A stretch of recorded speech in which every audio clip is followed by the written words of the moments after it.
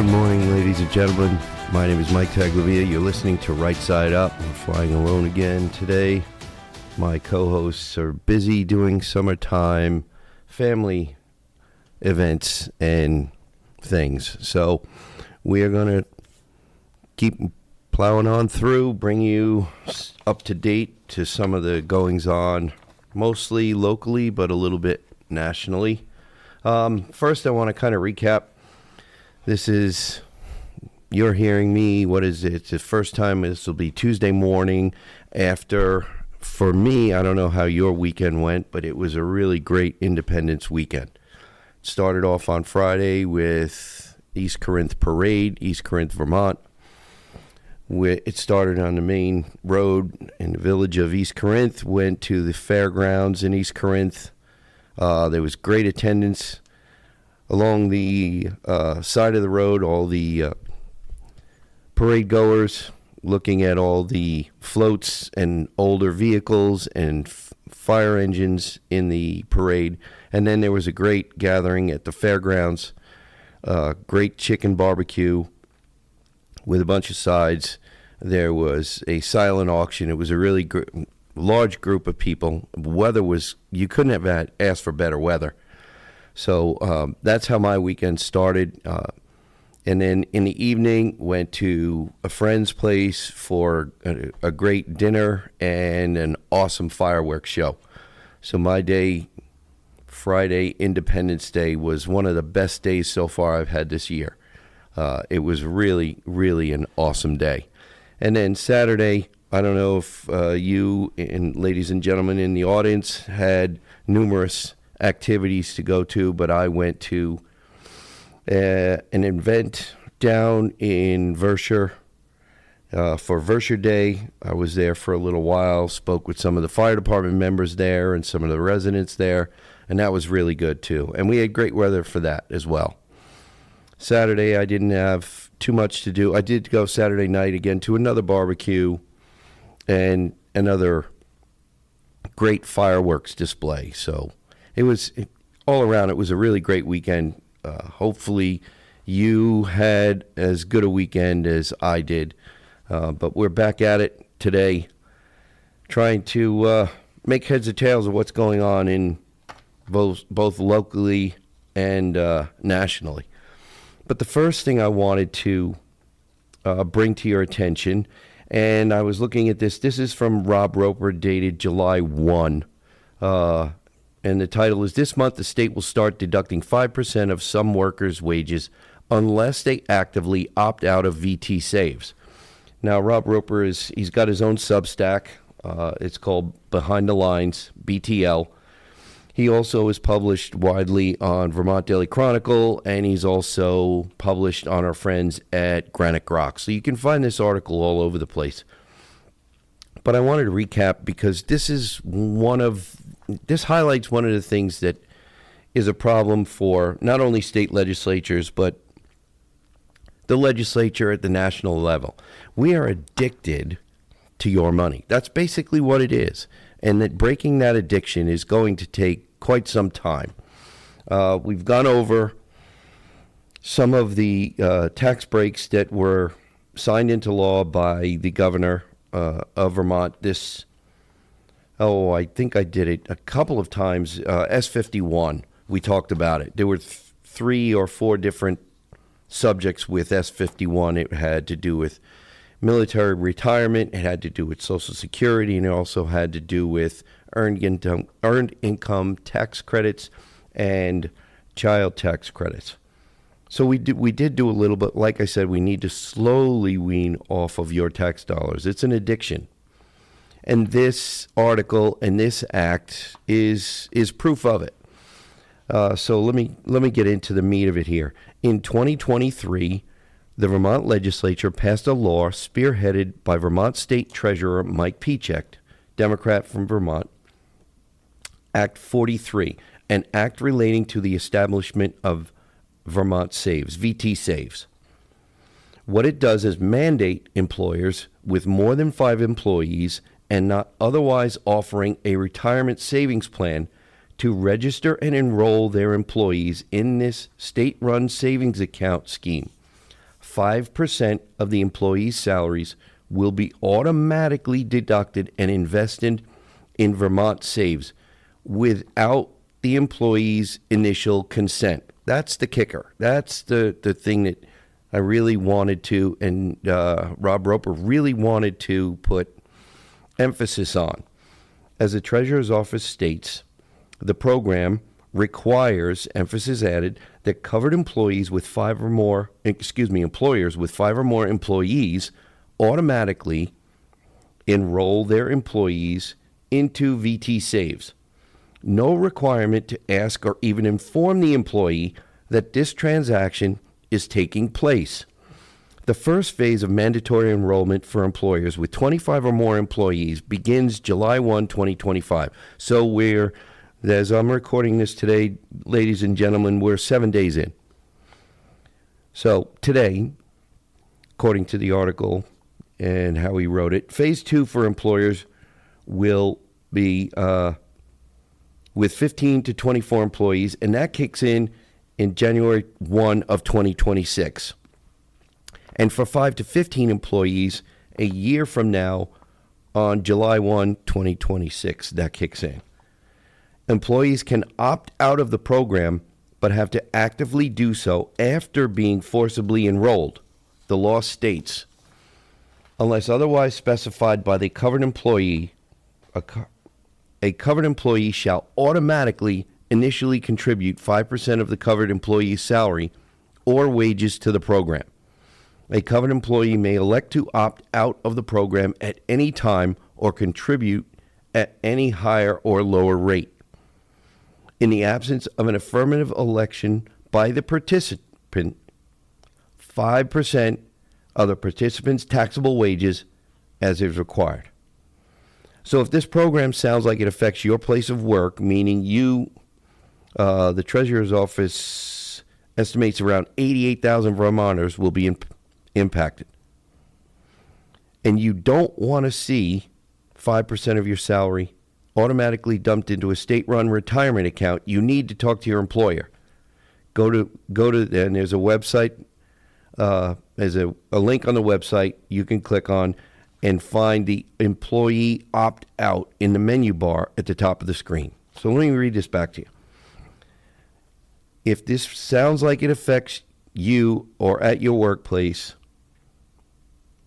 you need to go either find this article on Behind the Lines, Granite Rock, Vermont Daily Chronicle, or find the website on the government website at the Treasurer's Office probably. Click the link to opt out.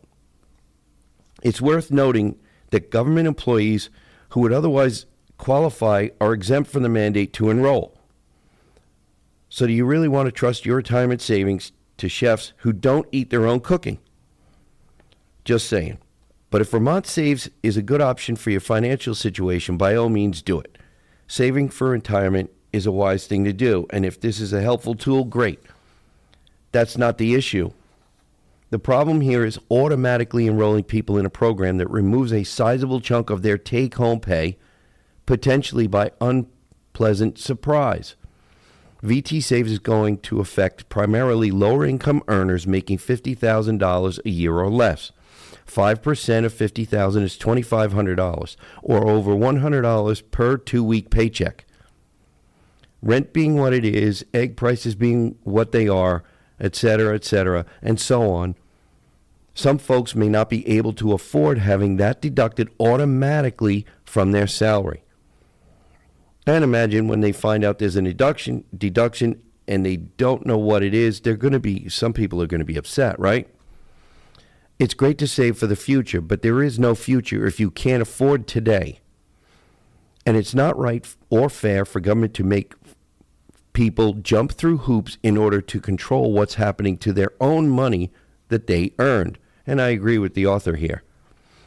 The program, if necessary at all, and there's nothing stopping someone from setting up an IRA, should have been set up as an opt-in option for employees, not an opt-out. Sounds like something that we in the legislature are going to need to be fixing. The latter is infantilizing nanny statism. Pickpocket P-check shouldn't be able to snatch a working Vermonter's money and, like a bully on the playground, dangle it high in the air while making us dance to get it back. After all, what are we celebrating this July 4th weekend? So, if, like I said, you want to find more about this article, Rob Roper, Behind the Lines on Substack or on Vermont Daily Chronicle or on, or on Granite Rock, our friends at Granite Rock. It's all over. So you'll be able to find it. Go back, find the link to, if this affects you, to figure out how you can opt out. Maybe you let your employer know that if this is going on, that you definitely don't want to be part of it. You'll find and invest in a way that you'd rather do it. And Rob makes a very good point. Independence Day weekend is just about that. I saw a great meme. I don't know if you saw it, and I'm probably going to mess it up because I don't have it in front of me. But it's a meme of, I think, from the cartoon, the animated show, The Hill. It's kind of, what's crazy is paying taxes on fireworks to celebrate a holiday that was fought over paying taxes. So I just thought that was pretty funny. It makes a lot of sense. Some of you are probably in a very high tax bracket. You're probably at your wit's end with taxes and such.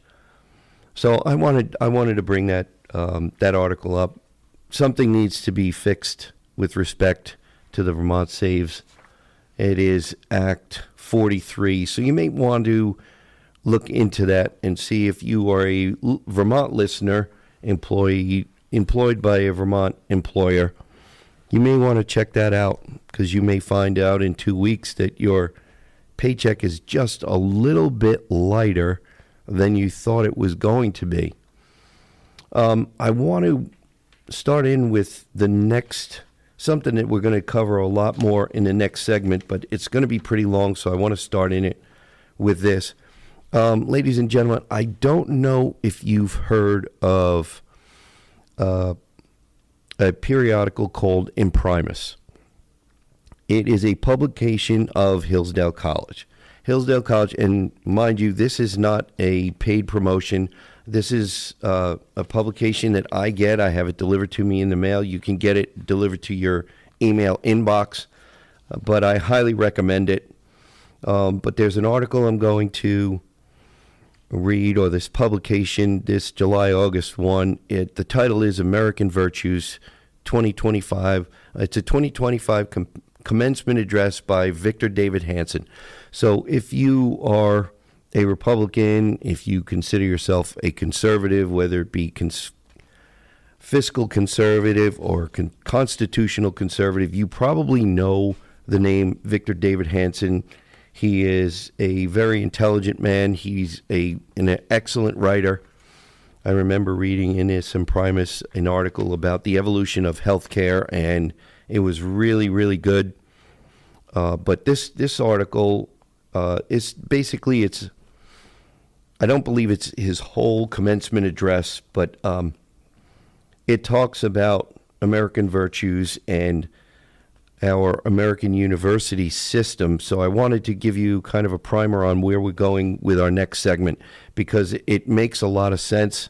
It talks about basically how we need to navigate back toward first principles. We need to navigate back toward what we've done in the past with respect to getting back to basics in education, if we are going to have not only our K through 12 students thrive and prosper in their future, but also college and university age students. So believe it or not, ladies and gentlemen, we've managed to get to the end of a first segment already.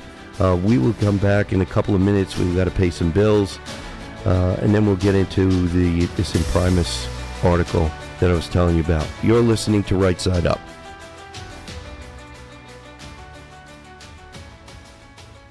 New Hampshire Republican Governor Kelly Ayotte has been making a lot of noise about how she's funding education.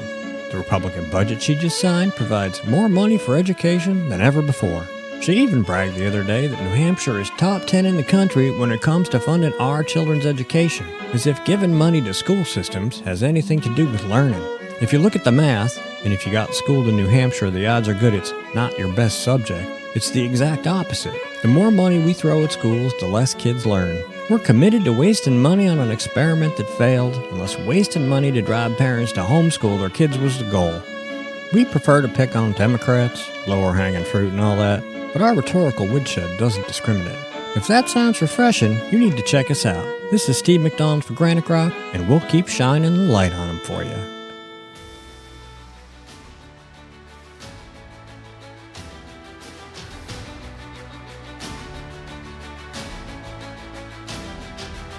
You're listening to Right Side Up. My name is Mike Taglavia. I'd like to get right back into what we were talking about when we ended the last segment. Reading from Imprimis. This is a publication of Hillsdale College. I highly recommend you go to the Hillsdale College website and sign up to get this. The articles that come, generally they come once a month. They're really great to read. They're really insightful. They cause you to think of a lot, which I find is very helpful for me. I like to hang out and read stuff with smarter people so I can learn maybe even a little bit faster. Anyway, I want to get into this because it's a fairly long article. I don't know if I'll be able to cover all of it, but there's a lot that I would really love to cover, so let me get right into it here. And this is Victor Davis Hanson speaking. So let me hang up this phone. Somebody's trying to get a hold of me, and I'll get back into it here. Before we begin, let me offer a brief contemporary observation. Has anyone noticed how the eyes of the nation have now turned to Hillsdale? This recent interest surpasses even the past considerable attention that Hillsdale has garnered. One reason for this, of course, is that Harvard University suddenly wishes to be free of Washington, D.C., at least as long as the current administration remains in office. And yet, in its confusion, Harvard still wishes to maintain over $9 billion in federal subsidies. Now, subsidies, ladies and gentlemen, you know I keep reminding everyone when we hear subsidies, it's other people's money. So, and most of you know Harvard is sitting on quite a massive endowment, so it really does not need our money to subsist and to keep operating. All right, back to the article. In answer, the public has been directing Harvard to consult Hillsdale, whose model disavowal of federal funding is longstanding and principled. Hillsdale's declination of government money does not hinge on any particular administration, Republican or Democrat, being in power. Instead, Hillsdale has taken the position that the federal government should not dictate to private colleges, and that to ensure its independence, Hillsdale will neither seek nor accept taxpayer subsidies. I think that's a great way to go, personally. Another reason for this attention being given Hillsdale is that the Department of Education, in seeking to restore civic and classical education, looks in Hillsdale's direction. If in the past Hillsdale was an atoll of common sense, a sanctuary of all that remains good in the largely lost and aimless landscape of American higher education, today it is more than the nation's guide to rediscovery of personal integrity, gratitude to the old breed that came before, and happiness and hope about the future. In other words, Hillsdale College has become the nation's 21st century example of what higher education should be and might still become. So today I would like to reflect on these three sometimes forgotten American virtues: honor, tradition, and optimism, which are embodied in the Hillsdale campus and will serve to guide today's graduates in the years ahead. For 21 consecutive autumns, Hillsdale has graciously hosted me as a visiting professor of history and classics. Looking back on my first time here in 2004, I was immediately struck by three observations that seemed unique in my decades-long associations with a number of other college campuses. First, on my first full day here, I realized that I had left my bicycle unlocked on campus overnight. I walked to campus that morning expecting my bike to be either vandalized or stolen, yet there it was in the center of a now crowded campus, just as I had left it. Now, I want to break from the article here, ladies and gentlemen, for just a minute, because this point that Victor David Hanson made in his speech, his commencement address, it definitely, without fail, makes a point about this beautiful Green Mountain state that we live in. It's one of the reasons why I chose this beautiful Green Mountain state of Vermont to make my home. What Victor David Hanson said with regard to his bicycle that was left on a busy campus overnight and how he found it just as he left it is what most of rural Vermont knows, that just in the recent past, anywhere in Vermont, this would be the case, where a bicycle left unlocked on campus overnight, a bicycle left unlocked on a street somewhere, would still be there the next day. And you and I, ladies and gentlemen, know that because of the situation, because of the public safety situation, in part due to the legislature and in part due to some city governments and their lack of willingness to enforce statutes and laws already on the books, we have the problem we have now. But it doesn't exist on this college campus. So I just wanted to break from that to make that observation. And I know that will hit home with many of the listeners out there. So that's why I wanted to break from it and talk about that for a minute. And back to the article. That was something I couldn't imagine happening on a modern college campus. I had certainly never seen anything like it in California, where I had been teaching for over 2 decades. Second, that same day, when I visited the bookstore to check on the book orders for my 2 classes, I scanned the shelves and was equally stunned. I did not see a single course listing with the usual fetish studies suffix. There were no therapeutic course titles like peace studies, environmental studies, leisure studies, film studies, ethnic studies, gender studies, or sexual studies. Instead, there were courses listed in all classical aspects of philosophy, literature, language, history, mathematics, and science. Here at Hillsdale, I found only the disciplines that have endured for centuries and that ironically have encompassed and grounded the content of the studies classes not found on the Hillsdale campus. What a strange thing, I thought, given the current landscape of higher education, for this contemporary American college to trust in the brilliance of some 2,500 years of prior Western educators who in Athens, Rome, and Jerusalem founded the disciplines and boundaries of their all-encompassing knowledge. And how much odder that at Hillsdale, almost uniquely, these classes remain constant and unchanged from their inception, even as academia as a whole believes that modernistic courses and novel therapies are needed to explain a supposedly new and ever-changing human nature. And my third observation upon first arriving here was that students, faculty, and staff at Hillsdale College are happy. They smile. Now, ladies and gentlemen, I'm going to break from the article again. Students being happy and students smiling, do you think that would help their learning experience just a little bit? I know recently in the legislature we did finally pass the cell phone free schools bill.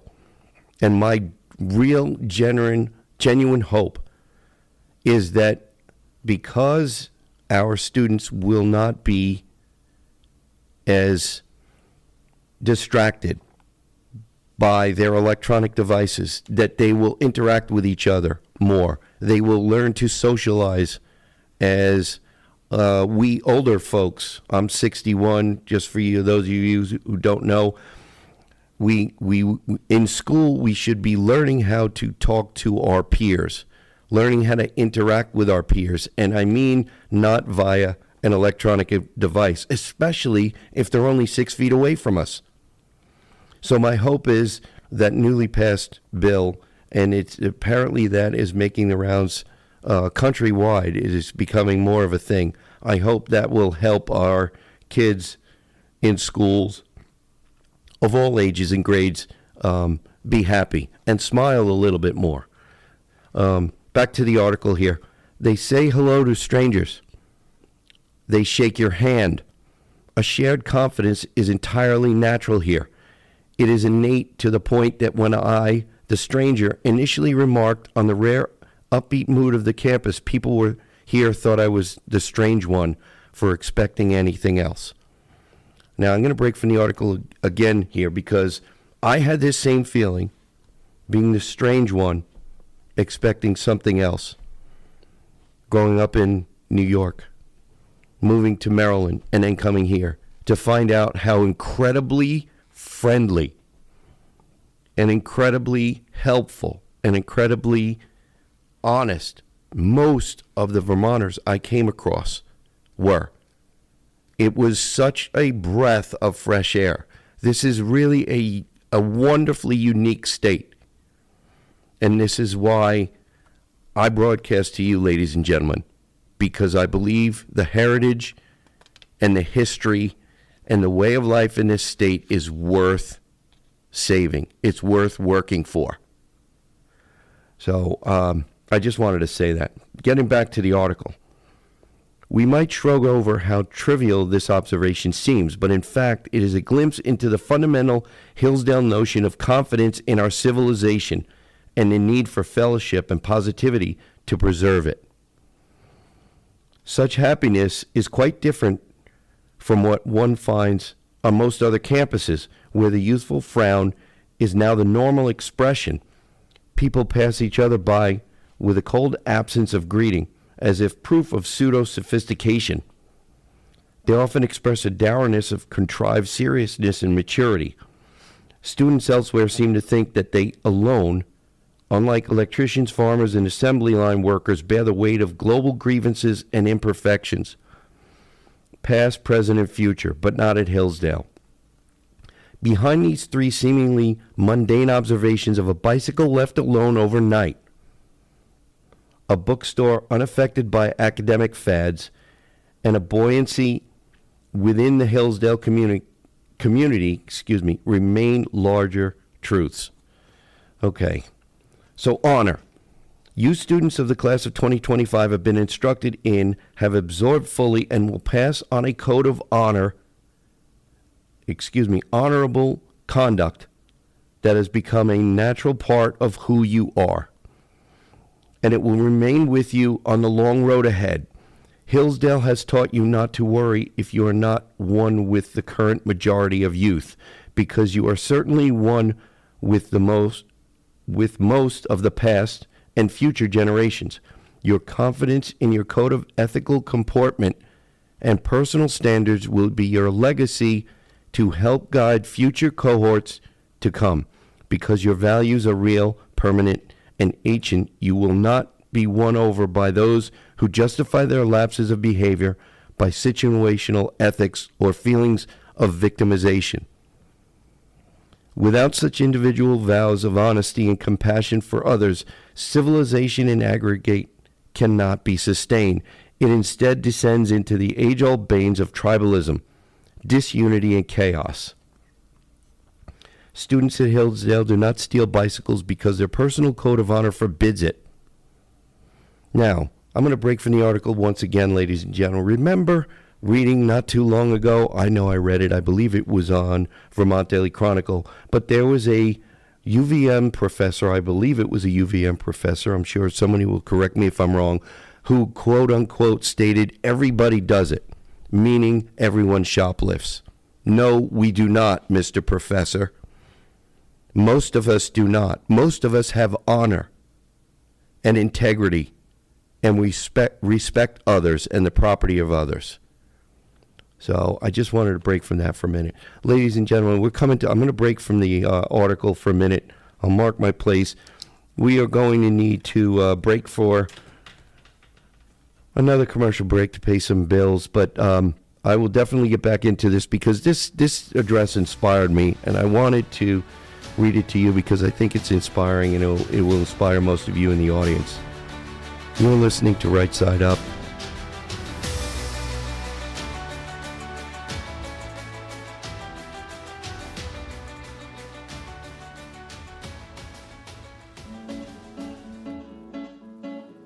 Not everyone can get up every day and look for ways to piss people off. But here at GraniteRock.com, we do that almost every day. I can't tell you how many times someone's lost their SHIT and threatened to end us. But we're still here, pissing people off. It's almost like we enjoy it. And we've been doing it since 2006. That's almost 2 decades of news, politics, and opinion, and now podcasts, and we're just getting started. We believe in principles before parties and politicians. We defend free markets and individual liberty, and if that makes you mad, it makes us smile. We're like Grandma after she stopped caring what other people thought. If that sounds refreshing, you need to check us out. This is Steve McDonald for Granite Rock, and we'll keep shining the light on them for you.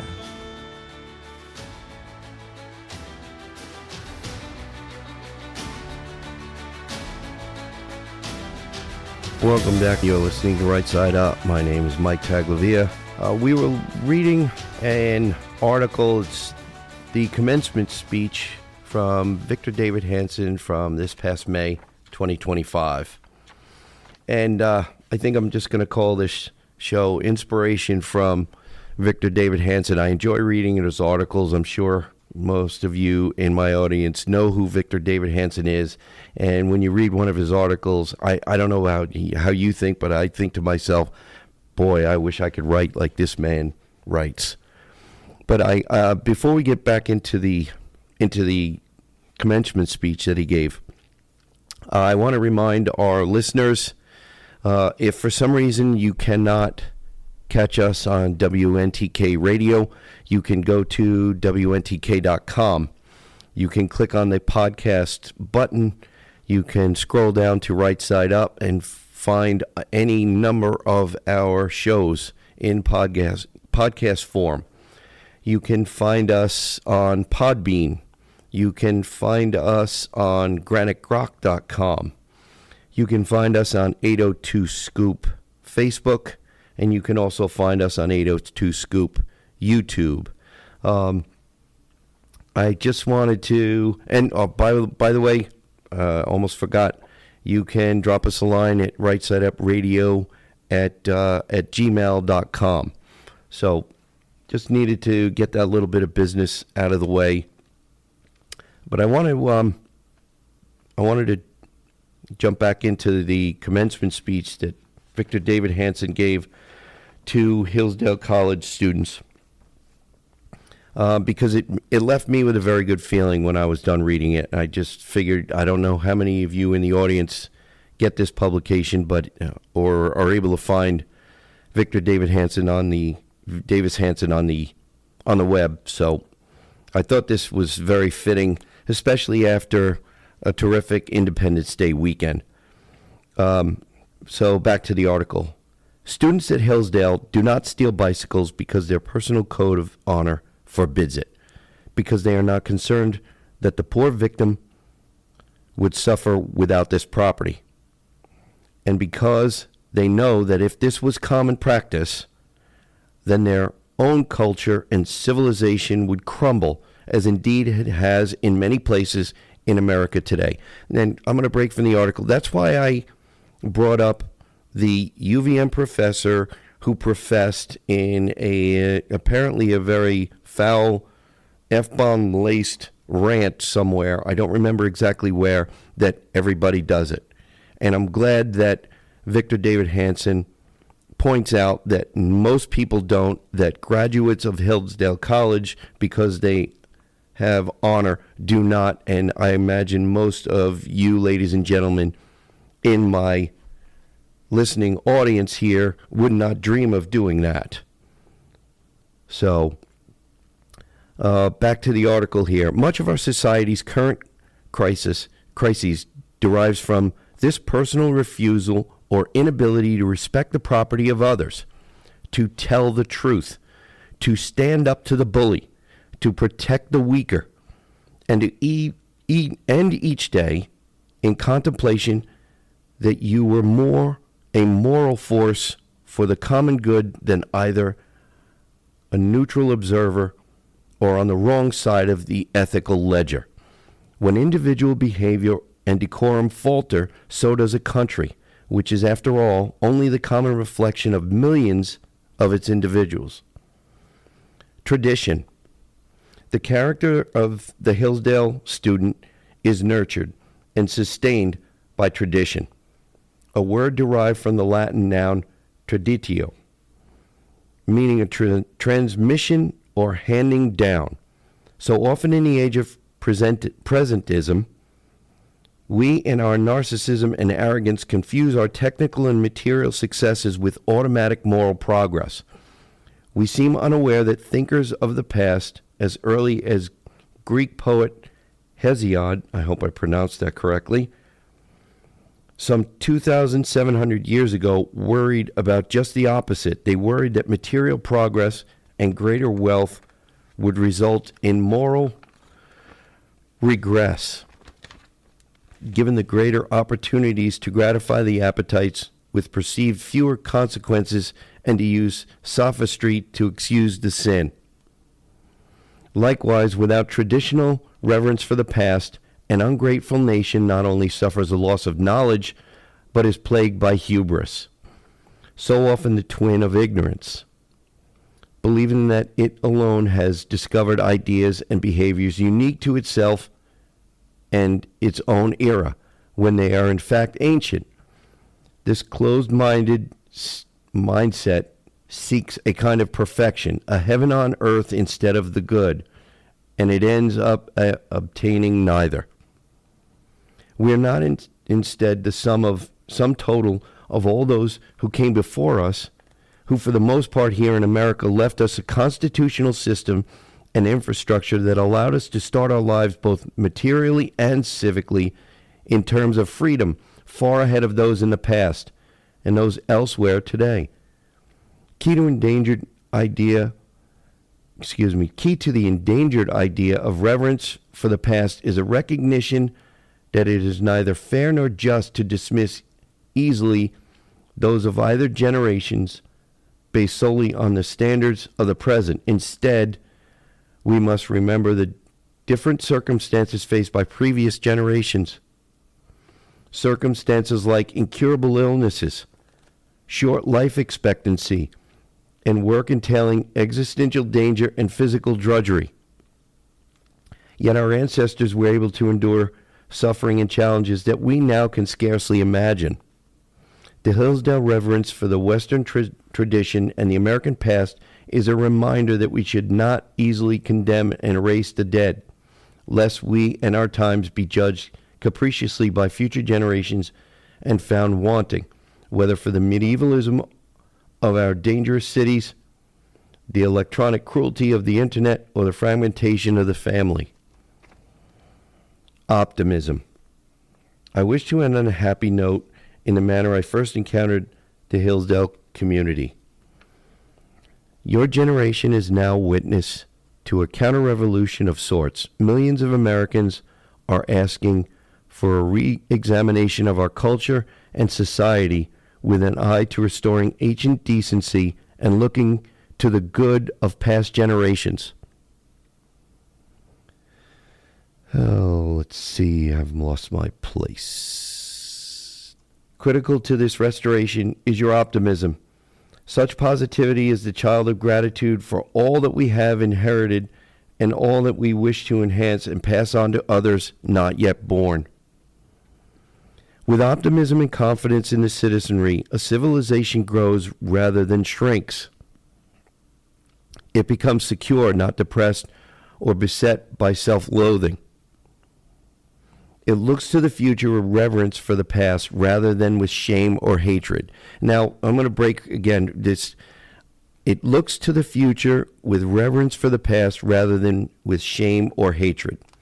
How many people in this country and in this state are constantly bringing up the shortcomings of this country and the mistakes, the stumbling that we have done in this country? Nobody's perfect. No country is perfect.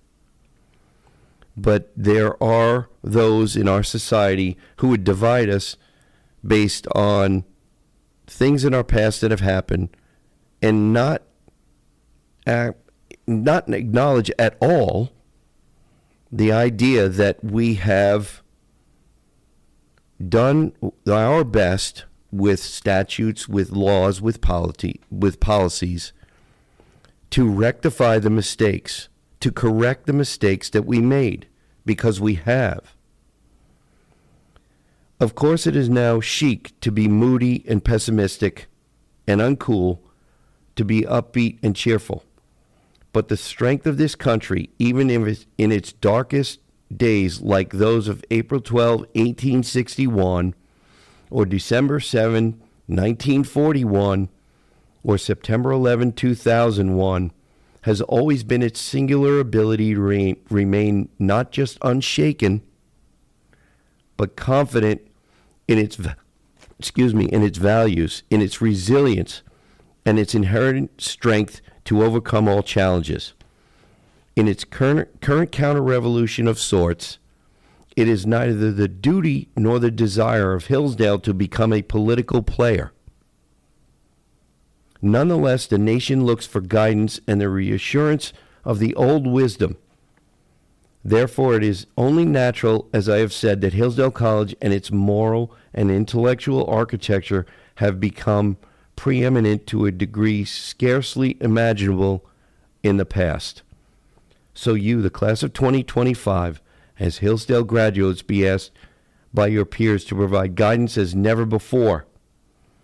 And I am confident that by your education, your code of comportment, your reverence, and your optimism, you will become natural leaders and exemplars in whatever paths you follow. In the era to come, that will be America's greatest renaissance, and also, I think, its most decent. Thank you, and may God bless you all. Now, like I said,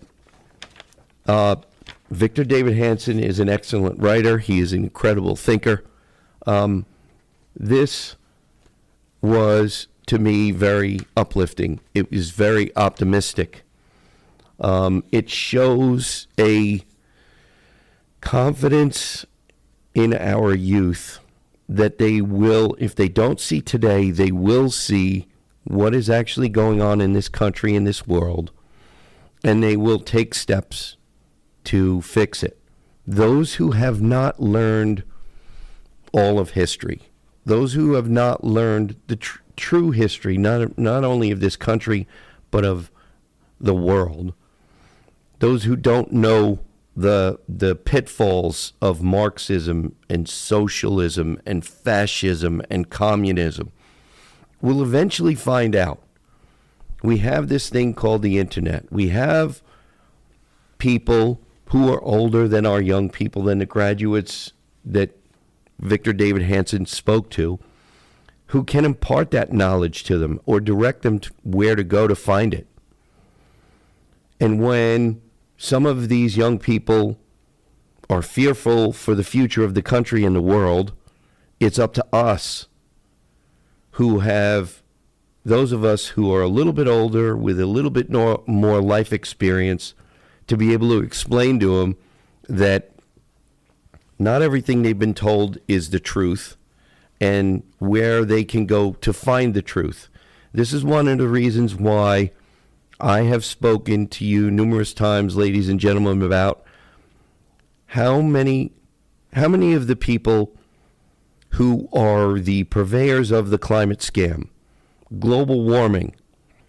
If we don't act now, in 9 years or 11 years or 12 years or whatever number of years, the environment will be damaged beyond repair, or our environment would be doomed and we will not be able to reverse it. I constantly ask when I have the chance, number one, of these people who are purveying this falsehood to our young people, how many of the people who tell you we only have 9, 11, or 12 years or 20 years, how many of them, if you're in 10th grade, in 20 years, are going to be issuing a letter of apology to the whole planet, let alone the people who are young people who are school age, who they scared the living hell out of? None of them will, because they're looking to make a profit off of fear-mongering. So they won't. So I am optimistic, ladies and gentlemen, for the future not only of the state but of the country. We do have some problems that need to be rectified. We still have in this state, we have a public safety issue to deal with. We have a school funding and a school structure issue to deal with.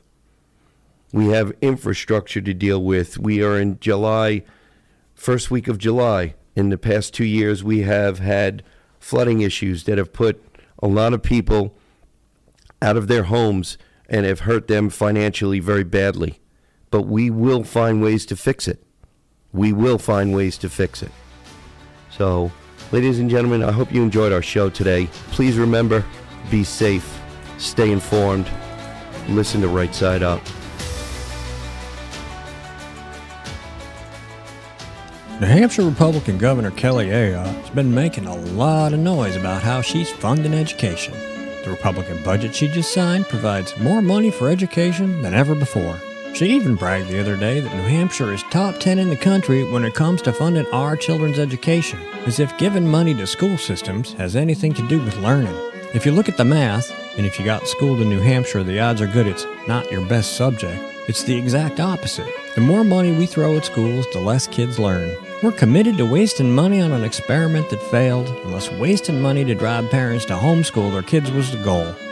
We prefer to pick on Democrats, lower hanging fruit and all that, but our rhetorical woodshed doesn't discriminate. If that sounds refreshing, you need to check us out. This is Steve McDonald for Granite Rock, and we'll keep shining the light on them for you.